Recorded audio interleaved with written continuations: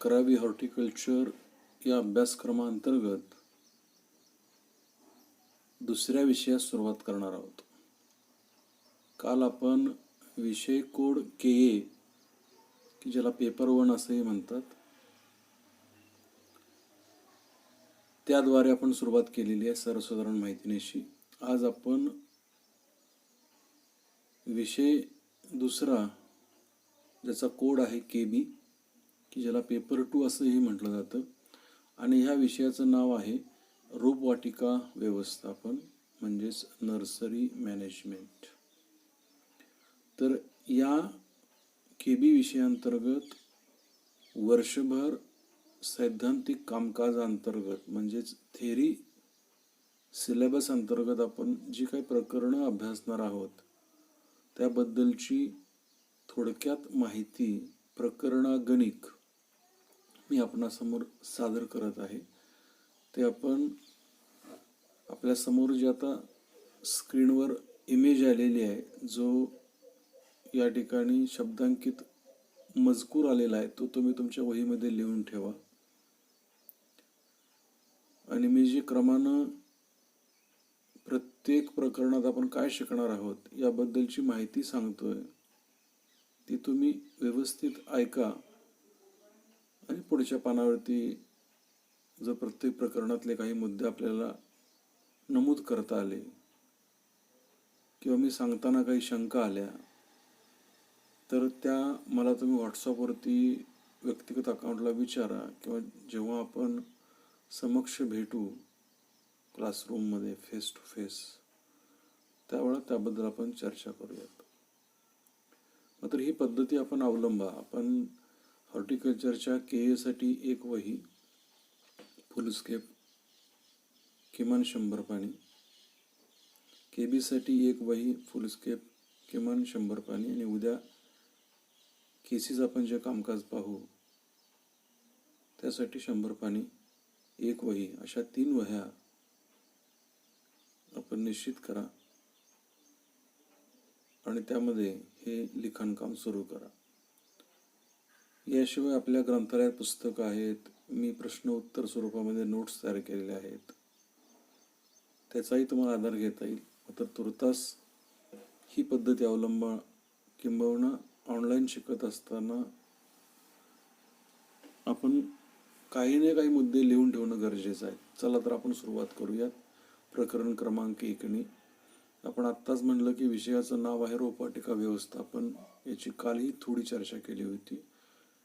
याला इंग्रजीमध्ये nursery management असं म्हणतात. म्हणजे या विषयामध्ये आपण रोपवाटिकेसंबंधी A to Z इत्थंभूत माहिती घेणार आहोत. सर्व यातली क्रियाकर्म आपण समजून घेणार आहोत. तर यातलं पहिलं प्रकरण जे आहे वनस्पतीची अभिवृद्धी ओळख, इंट्रोडक्शन टू प्लांट प्रोपगेशन असं इंग्लिशमध्ये म्हटलं जातं. तर या विषयामध्ये प्रस्तावना पाहू, वनस्पतीची अभिवृद्धी म्हणजे काय आपण समजावून घेऊ, त्याचं काय महत्त्व आहे हे आपण मुद्द्यागणिक पाहू. अभिवृद्धीचा हा जो काय व्यवसाय आहे, नर्सरीचा व्यवसाय आहे, हा भविष्यात आपला वाढवायचा असेल, त्याच्यामध्ये आपला करिअर करायचं असेल किंवा आपला करायचंच आहे तर त्याच्यामध्ये कशा संधी आहेत लपलेल्या काळाच्या ओघामध्ये ते आपण समजावून घेऊ. एकूण अभिवृद्धीचा जो काही इतिहास आहे तो हजारो वर्षांचा इतिहास आहे. तर तो इतिहास कशा प्रकारे सुरुवातीला कसं हे नर्सरीचं रूप सुरू झालं आणि आज नर्सरी कुठंपर्यंत पोहोचलेली आहे, भविष्यामध्ये कशा पद्धतीने राहील या पद्धतीची सांगोपांग चर्चा आपण या प्रकरणामध्ये पुढच्या मुद्द्यामध्ये बघू. त्यानंतर वनस्पती अभिवृद्धीसाठी जे काही माध्यम वापरतात, मीडियाज, आपण माती ही एकच माध्यम म्हणून ओळखते. पिशव्यामध्ये माती भरायच्या, बिया लावायच्या. ह्याच्याशिवाय अनेक प्रकारची माध्यमं जगभरात वापरली जातात नर्सरी व्यवसायामध्ये, त्याबद्दलची आपण चर्चा करू. तर त्यामध्ये व्यावसायिक तत्वावरती काही पीट, परलाईट, स्पॅग्नम मॉस अशी काही माध्यम वापरतात त्याची माहिती आपण घेऊ. माती मिश्रणाचे प्रकार आपण समजावून घेऊ. त्यानंतर जी काही माती मिश्रण आपण वापरतो त्यावरती प्रक्रिया करावी लागते, तर ती प्रक्रिया कोणती हे आपण माहीत करून घेऊ. अभिवृद्धीसाठी जे काही कोंड्या, पिशव्या, रूट ट्रेनर्स, स्पॉट ट्रे वापरतात त्याची आपण माहिती घेऊ. या पहिल्या प्रकरणामधलंच मी सांगतोय. पुढं जाऊन हरितगृहाचा म्हणजेच ग्रीन हाऊसचा रोप तयार करण्यासाठी नर्सरी पॉईंट ऑफ व्ह्यू कसा वापर करता येतो, त्याचे काय फायदे आहेत हे आपण समजावून घेऊ. तशाच पद्धतीने पॉलीहाऊस कसं वापरतं हे आपण पाहू.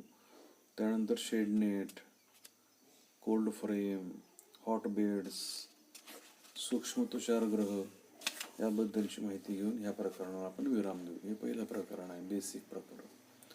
दुसरं प्रकरण आहे बियाद्वारे अभिवृद्धी, म्हणजे ज्या वनस्पतीची अभिवृद्धी फक्त आणि फक्त बियाद्वारा होते. उदाहरणार्थ गलाटा आहे, भेंडी आहे, वाटाणा आहे, तर नारळ की ज्यामध्ये फक्त बी वापरूनच आपण अभिवृद्धी करू शकतो. त्याचं पान, मूळ, फांदी, इतर भाग वापरून आपण अभिवृद्धी करू शकत नाही. तर ह्या दुसऱ्या प्रकरणात आपण ते सगळं समजावून घेऊ. याच्यामध्ये बी म्हणजे काय, बियापासून अभिवृद्धीचे फायदे काय आहेत, तोटे काय आहेत. त्यानंतर बियापासून म्हणजे अशाखीय अभिवृद्धी आणि बियासून इतर भागापासून म्हणजे शाखीय अभिवृद्धी, या दोन्हीची आपण तुलनात्मक माहिती समजावून घेऊ. त्यानंतर बियाची कार्य काय आहेत आणि त्याचे भाग कोणते आणि त्याची नेमकी प्रत्येकाची कार्य काय. त्यानंतर बियाचे प्रकार कोणते आहेत, बीज अंकुरण म्हणजे काय, बियाची सुप्तावस्था म्हणजे काय, त्याचं काय महत्त्व आहे, ते सुप्तावस्था घालण्यासाठी काय करतात क्रिया. एवढ्या माहितीनिशी आपण बिया संबंधी सगळी माहिती घेऊ. प्रकरण तिसरं जे आपल्या स्क्रीनवर दिसते, शाखीय अभिवृद्धी, म्हणजे या प्रकरणात आपण बिया सोडून इतर जे काही भाग आहेत, उदाहरणार्थ ऊसाची अभिवृद्धी आपण टिपरी लावून करतो, गुलाब फांदी कापून आपण लावतो. अशा पद्धतीनं बी सोडून इतर भाग वापरून जे काही अभिवृद्धी करतात, तर त्याबद्दलची सगळी माहिती आपण या प्रकरणात घेऊ. काहीमध्ये कंद वापरतात, काही ठिकाणी धावते खोड वापरतात, काही ठिकाणी फांद्या वापरतात, काही ठिकाणी मूळ वापरतात, काही ठिकाणी पान वापरतात, काही ठिकाणी दोन वनस्पती एकमेकाला जोडतात. तर याचे नेमके फायदे काय, तोटे काय हे आपण समजावून घेऊ. त्यानंतर प्रकरण चौथं जे आहे ते परिवर्तित अवयवापासून होणारी अभिवृद्धी. तर हे जे आता तिसरं प्रकरण आपण बघितलं त्याच्यामधूनच ही प्रकरण वेगळी केले. परिवर्तित अवयव म्हणजे वनस्पतीचं एखादं अंग जमिनीमध्ये वाढतं, अन्नसंचयन करतं, फुगीर बनतं, की ज्याला काही वेळेस ग्रंथी खोड आपण म्हणतो, मूळ खोड म्हणतो, गड्डे म्हणतो, कंद म्हणतो, आभासी कंद, ग्रंथील मुळ्या. तर याचा वापर करून अभिवृद्धी आपण कशी करू शकतो. त्याचबरोबर मुणवे आहेत, धुमारे आहेत, देहांकुर आहेत. तर याबद्दलची माहिती आपण घेऊ. त्यानंतर ही जी काही परिवर्तित अवयव म्हणजे कंद आहेत, गड्डे आहेत, ग्रंथी खोड, ह्याची साठवण कशी करतात थंड वातावरणामध्ये ते आपण समजावून घेऊ. पुढं जाऊन आपण आता पाचवं प्रकरण पाहणार आहोत. त्याच्यामध्ये छाट कलम म्हणजे कटिंग्ज. छाट कलम म्हणजे काय, त्याच्यामध्ये कोणते उपप्रकार आहेत, त्यानंतर ह्याचे नेमके फायदे काय आहेत, पक्व फांदी छाट म्हणजे काय, अर्धपक्व म्हणजे काय, कोवळे फांदी छाट म्हणजे काय, हे आपण आकृती गणित समजावून घेऊ. पान छाट कलमाचे प्रकार आपण समजावून घेऊ. मूळ छाट कलम, त्याचं उदाहरण, अभिवृद्धी कशी करतात, माध्यम कुठले वापरतात, संजीवकांची भूमिका काय आहे, पक्व आणि कोवळे फांदी छाट कलमातला फरक काय आहे हे आपण समजावून घेऊ. त्यानंतर दाब कलमे प्रकरणामध्ये आपण दाब कलम म्हणजे काय, त्याची विविध पद्धती, साधे दाब कलम, सर्पाकृती दाब कलम, गुटी दाब कलम, त्यानंतर शेंडे दाब कलम, चर दाब कलम, माउंट दाब कलम. त्यानंतर ही दाब कलम यशस्वी होण्यासाठी विशेष दाब कलम ही पेरूमध्ये वापरतात. तर याच्यावरती परिणाम करणारे घटक कोणकोणते आहेत की जे आपल्याला समजलं तर अभिवृद्धी यशस्वी होईल, केलेली कलमं जगतील. त्यानंतर दाब कलमाचे नेमके फायदे काय आहेत, काही तोटे आहेत त्याचे, ते आपण समजावून घेऊ. आता इथून पुढं सातवं जे आहे ते जोड कलम. तर आतापर्यंत आपण एकच वनस्पती, त्याचा तुकडा किंवा त्याचं अन्नसंचयन करणारा भाग आपण बघितला. आता या ठिकाणी दोन वनस्पती एकाच कुळातल्या मात्र, तर ते एकमेकाला जोडायच्या आणि त्यापासून कलम करून एकच वनस्पती म्हणून वाढवायची, तर ती जोड कलम म्हणतात. याला भेट कलम असंही म्हटलेलं आहे. त्याची उद्दिष्ट काय आहेत, फायदे काय आहेत, त्याचं महत्त्व काय, खुंट म्हणजे काय, त्याच्याअंगी कोणते गुण पाहिजे, सायन म्हणजे काय, त्याच्याअंगी कोणते गुण पाहिजेत, त्यानंतर विशिष्ट फळझाडं आणि त्याला कलम करण्यासाठी जो काही जंगली खुंट आहे तो कोणता वापरतात हे आपण बघू. त्यानंतर जोड कलमाचे जे काही प्रचलित प्रकार आहेत, कोय कलम, जिवळी कलम, असे सगळे प्रकार आपण समजावून घेऊ. त्यानंतर जोड कलमाचे इतर काही प्रकार आहेत, पाचर कलम, बगल कलम, की जे जुन्या झाडाचं रूपांतर करण्यासाठी वापरतात, त्याबद्दलची माहिती घेऊ. त्यानंतर केलेलं कलम, जे काही जोड कलम आपण करतोय, ते यशस्वी होण्यावरती काही घटक परिणाम करतात. वातावरणातले काही घटक आहेत, काही अंतर्गत घटक आहेत, तर त्या घटकांची सगळी माहिती आपण घेऊ. त्यानंतर खुंटाचा सायांवर परिणाम काय होतो, सायांचा खुंटावर काय परिणाम होतो, जोड कलमाचे फायदे आणि त्याच्या मर्यादा काय हे आपण समजावून घेऊ. त्यानंतर 8वं प्रकरण आहे डोळा कलम, की ज्याला बडिंग असं म्हणतात. जोड कलमामध्ये फांदी स्वरूपातील 2-3 डोळ्यांची वनस्पतीचे अवयव आपण वापरतोय. या ठिकाणी फांदीवरील एकच डोळा काढून तो खुंटावरती बसवतात, ते डोळा कलम, ज्याला बडिंग असं. बड म्हणजे डोळा, आणि तो बसवण्याची क्रिया खुंटावरती म्हणजे डोळा कलम, बडिंग. तर ह्याची व्याख्या, त्याचा हंगाम कोणता आहे, त्याच्यामध्ये विविध प्रकार कोणकोणते आहेत, ठिगळ, पॅच डोळा कलम, रिंग, फ्ल्यूट, तर हे सगळे प्रकार आपण समजून घेऊ. याचे नेमके फायदे काय आहेत डोळा कलमाचे आणि मर्यादा काय हे आपण समजून घेऊ.